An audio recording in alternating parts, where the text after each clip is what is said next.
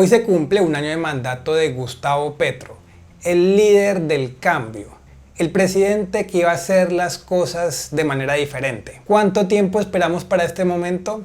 En alguna ocasión escuché a alguien decir que han pasado más de 200 años de gobiernos uribistas y que por eso la ilusión del petrismo estaba más viva que nunca. ¿Cómo va esa ilusión? Hoy, un año después de la llegada de Petro al poder, haremos un top 5 de los momentos que han marcado su presidencia.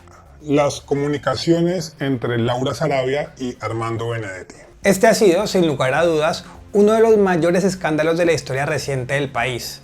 Entonces, ¿por qué lo pongo en el quinto puesto y no más adelante? Básicamente porque hasta ahora la información se limita a una serie de llamadas entre Armando Benedetti y Laura Sarabia. Información fuerte y que, de ser confirmada, podría fácilmente pasar no únicamente como el evento más escandaloso de la presidencia de Gustavo Petro, sino además también podría competir por ser uno de los actos de corrupción y de destrucción del sistema democrático más grandes de la historia del país. Sin embargo, todavía falta toda una investigación de por medio y depende de la voluntad de Armando Benedetti por dar la información necesaria. Y quién sabe si eso llegue a pasar. Por eso el quinto lugar.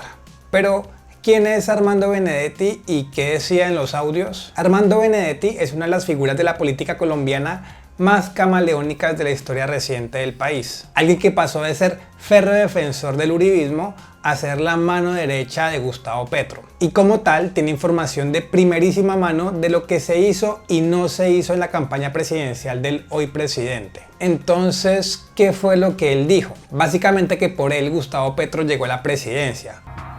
Nadie, ni Petro trabajó más yo que yo en ese grupo de campaña. Si no hubiera sido por mí, no gana ni hueputa, no gana nunca. Los amenazaba con decir quién fue el que puso la plata para que hoy Gustavo Petro sea presidente. Yo fui a organizar todos los votos y hueputa a la costa, todos hueputa, sin que pusiera un peso. Y además esa plata se fue para el Pacífico. ¿Quién me ha hecho ahora nada? ¿Qué quieren que diga hueputa quién fue el que puso la plata? Además que se jodían todos si él contaba todo lo que sabe. No es amenaza, no sé, con tanta mierda que yo sé. Que nos jodemos todos, sí, que tú me jodas a mí, yo los jodo, pero se caen a torrente. Y una cifra escandalosa, 15.000 millones de pesos que él consiguió para la campaña. Ahí me han tirado 3 horas ahí, un man que hizo 100 reuniones en una campaña política, un man que consiguió 15.000 millones, ¿verdad? Que busqué toda la plata y tú lo sabes, porque nadie, para que fueran los hoteles, para que se hubiera para acá todo demás. Entonces, ¿esa plata de dónde salió? El suicidio del teniente coronel Dávila. Si bien este fue un evento directamente relacionado a otros escándalos, lo cierto es que el suicidio del teniente coronel Dávila fue la muestra definitiva de cuán turbio sigue siendo este caso y el nivel de peligrosidad que puede alcanzar la presidencia de Gustavo Petro. Pero demos brevemente algo de contexto. Laura Sarabia, al igual que Armando Benedetti, era una de las figuras más cercanas al presidente Gustavo Petro, siendo hasta el día 2 de junio del 2023 jefa de despacho de la presidencia. En su casa, un día robaron unos $7.000. Esa fue la información que se dijo inicialmente. Y la principal sospechosa era Marelvis Mesa, empleada de Sarabia. A ella le crearon un reporte falso de la Dijín en donde la perfilaron como miembro del Clan del Golfo, alias la cocinera le llamaron. Y con esta excusa chuzaron sus comunicaciones y le realizaron la prueba del polígrafo en la casa de Nariño. Hasta ahí ya es bastante grave,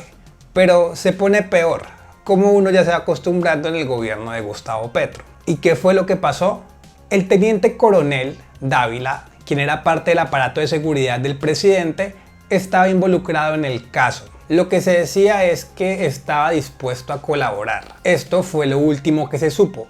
Sin embargo, el día 9 de junio el coronel, sin dar ningún indicio de querer quitarse la vida, se suicidó, aunque casi inmediatamente fue olvidado por gran parte de la población colombiana debido al rescate de los niños del Guaviare. Muy conveniente, más aún cuando Gustavo Petro había anunciado públicamente desde Twitter, poco después de que los niños se hubieran perdido, que habían sido encontrados en perfectas condiciones. El caso es que casi inmediatamente después del suicidio del coronel, el presidente Petro, nuevamente a través de Twitter, adelantó toda la investigación correspondiente a medicina legal y dijo cómo murió el coronel, dando detalles casi como si él mismo estuviera escribiendo una historia que él presenció. Dudas hay muchísimas y ya está establecido que de hecho el coronel sí se suicidó. Pero todo este escándalo por unos 30 millones de pesos, como se dijo inicialmente, poco después salió información que decía que en realidad no eran 30 millones, sino 3.000 millones de pesos. Eso aclararía varias cosas. Viviendo sabroso. Ese fue el lema del petrismo, que íbamos a vivir sabroso. Ahora sí el nivel de vida de los nadies, como los llamó la payasa vicepresidenta, iba a mejorar. Y solo los 4.000 más ricos iban a ver algún efecto negativo en su economía. Todo para equiparar a la sociedad. Nada más lejos de la realidad. De hecho, los únicos que han visto mejorar su nivel de vida de manera exagerada han sido ellos mismos. La de color viaja en helicóptero todos los días para ir al trabajo. Pues de malas. Y lo siento y perdónenme los colombianos por decirlo así, pero de malas. Soy la vicepresidenta de este país. Verónica tiene un masajista privado. Nicolás Petro compró mansiones y carros de alta gama con la plata que recogió para la campaña de su papá. Además, toda esa sarta de delincuentes, mafiosos y ratas que financiaron la presidencia de Gustavo Petro o que hacen parte del conglomerado delincuencial conocido como el Pacto Histórico están aspirando próximamente a cargos de elección popular. Eso sí que es vivir sabroso. ¿Y qué nos queda al resto? Una percepción de inseguridad mucho más alta. Una gasolina también mucho más alta que afecta en gran medida a personas muy lejos de esos 4.000 blanquitos ricos a los que supuestamente afectarían negativamente estos cambios. Los blanquitos ricos. La preocupación por unas reformas basadas en una retórica fantasiosa que va en detrimento de la ciudadanía, el rearme de los grupos guerrilleros afines a la ideología criminal de Petro y el riesgo a la pérdida del sistema democrático a manos de un alcohólico que cree que sus ideales son más grandes que el país. La realidad es que hoy el país no está viviendo sabroso. Ataques a la fuerza pública. Si bien ya sabíamos de antemano que un personaje como Petro tenía entre ojos a policías y militares debido a su vida de guerrillero, también es cierto que el desprecio a la fuerza pública y favorecimiento a todo tipo de criminales, violadores de los derechos humanos, psicópatas y terroristas ha avanzado de manera excesivamente rápida, como si el bienestar de estos dependiera de su propio gobierno. Asesinatos y secuestros a militares que el gobierno en su momento ha minimizado llamándolos retenciones o cercos humanitarios. Yo lo reconocí esta mañana cuando insistieron mucho en que declarara si esto era un secuestro o no era un secuestro, y yo quisiera defender ante el país y ante la opinión pública que aquí hubo efectivamente, como ocurre en muchas partes del país, una movilización social de campesinos. Esa movilización social de campesinos hizo un cerco humanitario que impidió la movilidad de unos miembros de la institución policial y de la empresa. También el denominado Plan Pistola, que está tomando fuerza en algunas ciudades, en donde se asesina a policías a cambio de dinero. Y volvió el Plan Pistola en Colombia, 4 millones de pesos por policía asesinado. Estaría pagando las disidencias de Iván Mordisco. Desde la Dirección General se emitió una alerta máxima a todos los comandantes del país. 2 policías han sido asesinados en las últimas 48 horas. Si a esto le sumamos el favoritismo del gobierno frente al ELN o intervenciones en las que el gobierno asegura que le pagaría a los delincuentes para no cometer delitos, buscando a través de un cambio de recursos, lo cual nos llevaría $1 billón de pesos para el año entrante.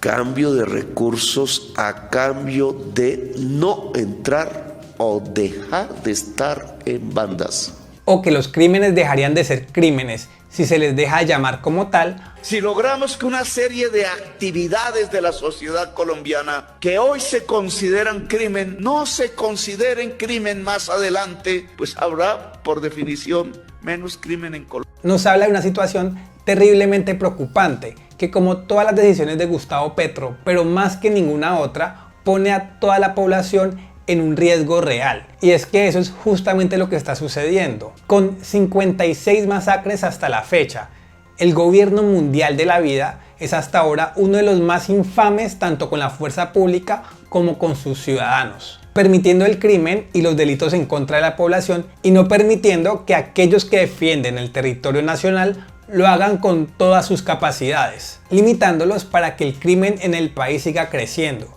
y destruyendo así la moral de nuestros policías y militares, y por extensión la moral de toda la nación. Las confesiones de Nicolás. A pesar de que es difícil seleccionar y organizar cuáles han sido los eventos más significativos de la presidencia de Gustavo Petro, porque cada día sale algo nuevo que parece ser mucho peor que lo anterior, lo cierto es que sin ningún lugar a dudas, el evento que destruyó cualquier esperanza y credibilidad que pudiera existir sobre la presidencia petrista fue el relacionado con el de su hijo Nicolás Petro y sus vínculos con el narcotráfico, para enriquecerse de manera ilegítima y financiar la campaña de su padre. Finalmente, era cierto, vivimos en un narcoestado, con Gustavo Petro a la cabeza. Todo comenzó con una infidelidad, la de Nicolás Petro a su esposa Daisuris Vázquez, y a partir de ahí todo se les fue cayendo. En una entrevista a Revista Semana, Day Vázquez dijo la verdad respecto a los dineros recibidos por Nicolás Petro en nombre de su padre.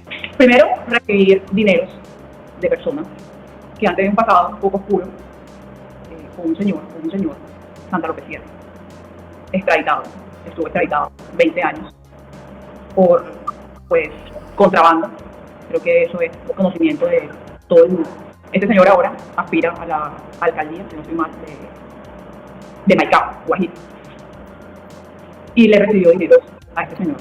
Le recibió más de 600 millones para la campaña del papá. Además de cómo hacían adquisiciones multimillonarias con este dinero. Quizá hubiese quedado una entrevista polémica sin pruebas, como muchos fanáticos y hooligans petristas quisieron asegurar, si no hubiese sido por un pequeñísimo detalle. La fiscalía entró a investigar minuciosamente, obteniendo pruebas lo suficientemente fuertes para privar de la libertad en su momento a Nicolás Petro y su todavía esposa Daisuris Vázquez. Todo lo que había asegurado en su momento Day Vázquez era verdad. Y aunque todo fuera verdad, esa no era toda la verdad. Nicolás Petro, como estrategia para ver su pena disminuida y pensando en su hijo, cosa que no hizo su padre, sí, yo no me voy a morar ni por mi papá ni por nadie, solo por mi hijo. Decidió colaborar con la justicia, asegurando que el dinero recibido no únicamente lo usó para gastos personales, sino que su papá, Gustavo Petro, presidente de Colombia, líder de la potencia mundial de la vida y quien se vendió toda su carrera como un político que lucharía hasta sus últimos días en contra de la corrupción, que él sabía que parte del dinero que entró en su campaña era ilegítimo y que aún así lo usó para llegar a la presidencia. Y es que poco después de que esto saliera a la luz, incluso sus más acérrimos hooligans como Levi Rincón ya incluso decían que Petro debía renunciar, aunque poco después seguramente algún cheque le hizo cambiar de opinión. Pero ya muestra que ahora solo los más enfermos mentales y aquellos que ven algún beneficio económico directo por parte de Petro pueden seguir defendiendo un despropósito de presidente como el que tenemos. Y ese ha sido el año de Gustavo Petro, con algunas risas pero mucho sufrimiento, sobre todo de esos a los que él dijo que iba a mejorarles la vida. Ya él dejó claro que a pesar de todas estas pruebas que han mostrado lo ilegítimo de su gobierno, a él únicamente el pueblo lo puede sacar del poder. Y guardo la esperanza de que así lo podamos hacer.